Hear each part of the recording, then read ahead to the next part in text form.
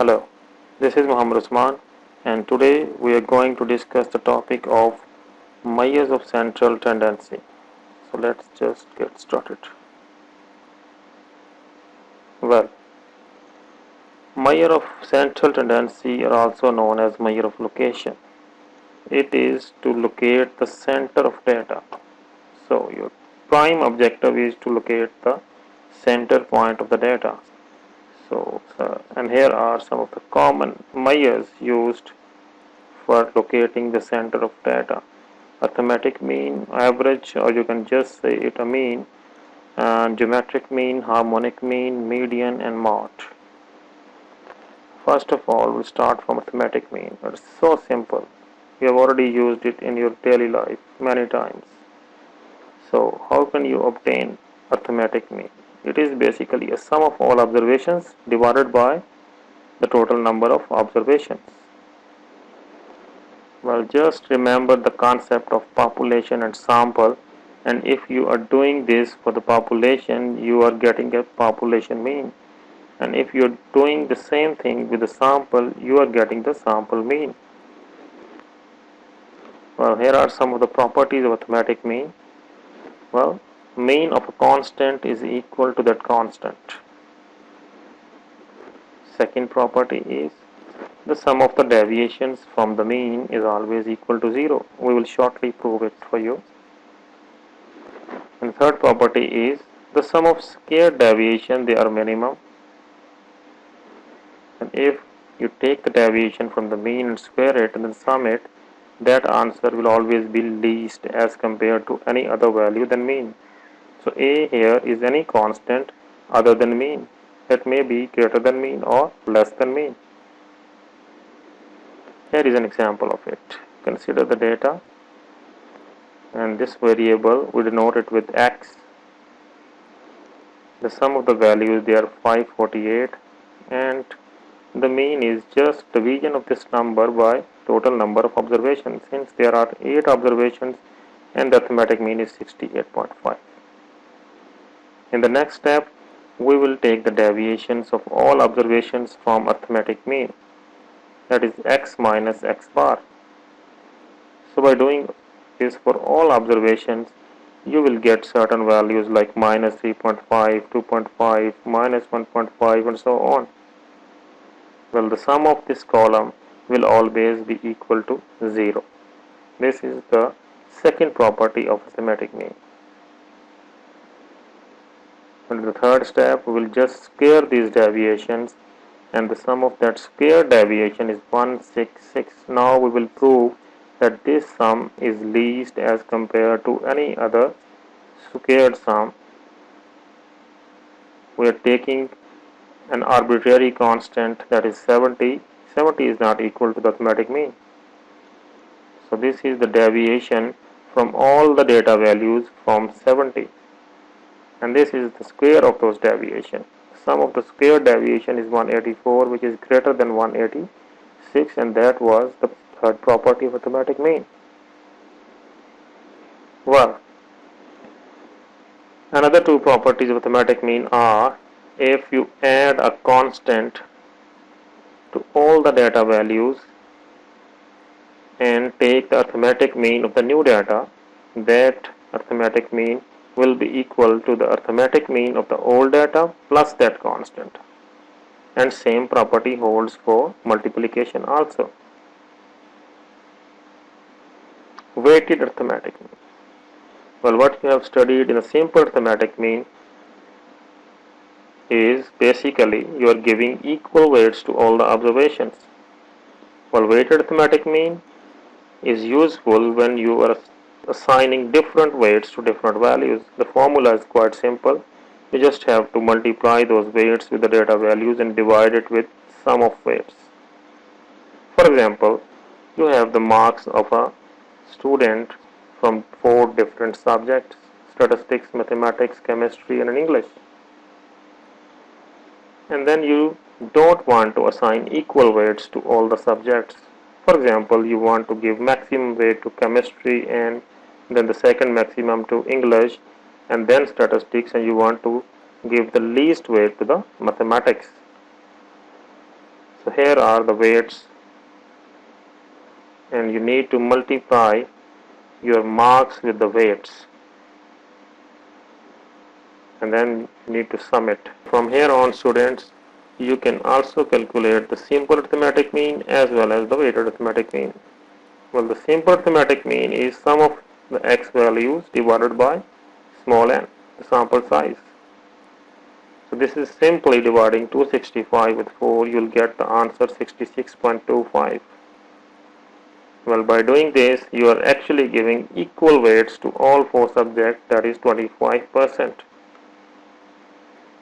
Well, while calculating the weighted mean here, you need to divide the sum of wixi with the sum of wi, and your weighted mean is 61.5, which has been reduced from your actual mean, because you are giving the maximum weight to the subject of chemistry and English where the student have less marks. Therefore, the weighted mean is decreased from the actual arithmetic mean. The next concept is combined mean. For example, students, you have different subgroup of your sample, and in each subgroup you know the arithmetic mean, and your role is to get the overall mean of the combined sample. So you will use the concept of combined mean in this case. This is the example of combined mean, where you have 3 sections and the number of students in each section is different, and then you have a mean height of the students in all those sections. Your task is to get the overall mean height in inches for all sections taken together. Well, if the number of students are similar for all sections, only then you can take the mean of means.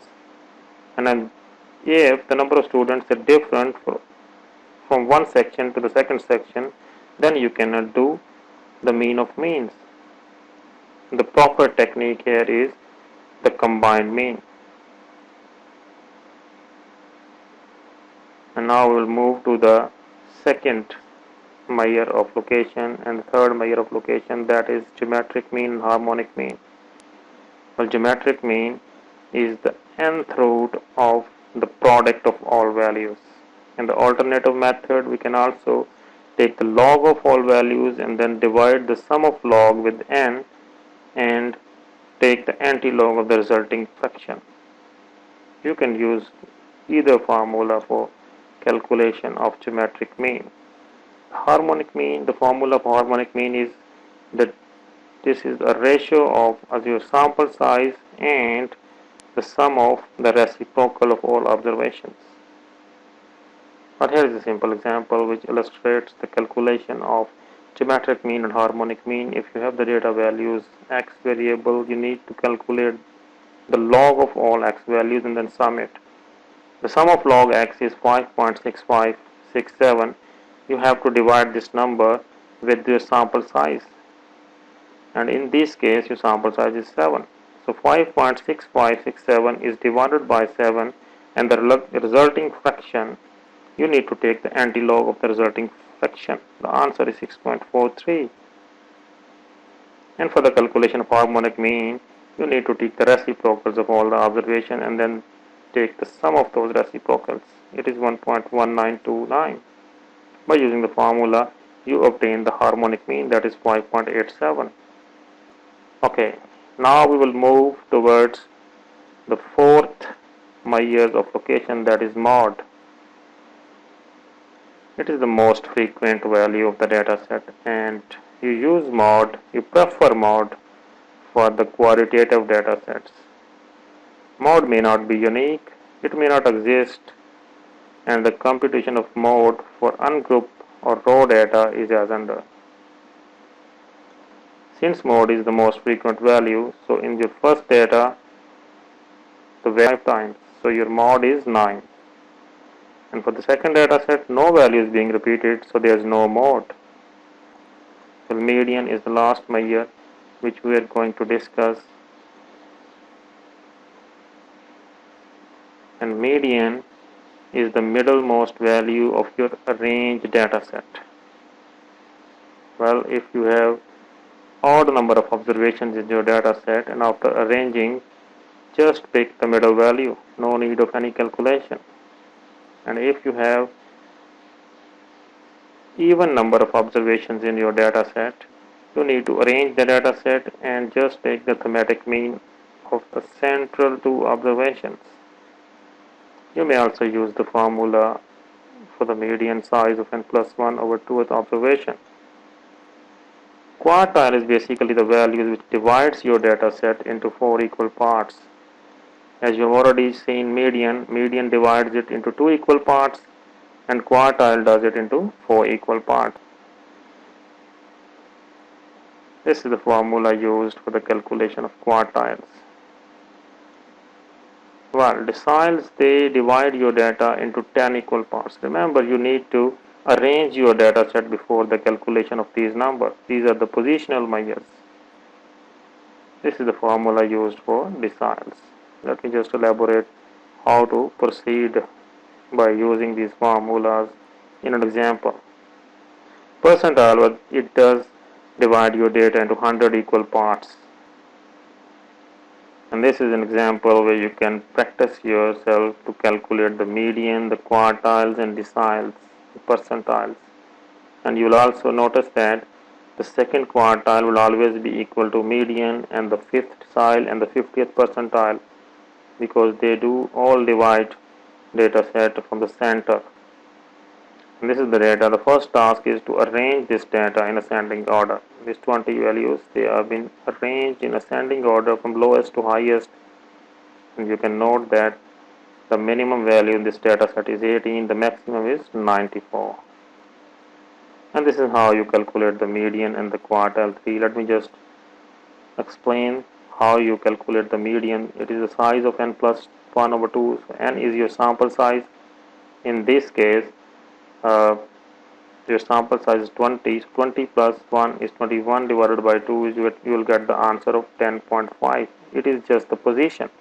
10.5 isn't your median. It is the position where your median is. So how you can solve 10.5? It is basically the 10th observation plus 0.5 into 11th observation minus the 10th observation.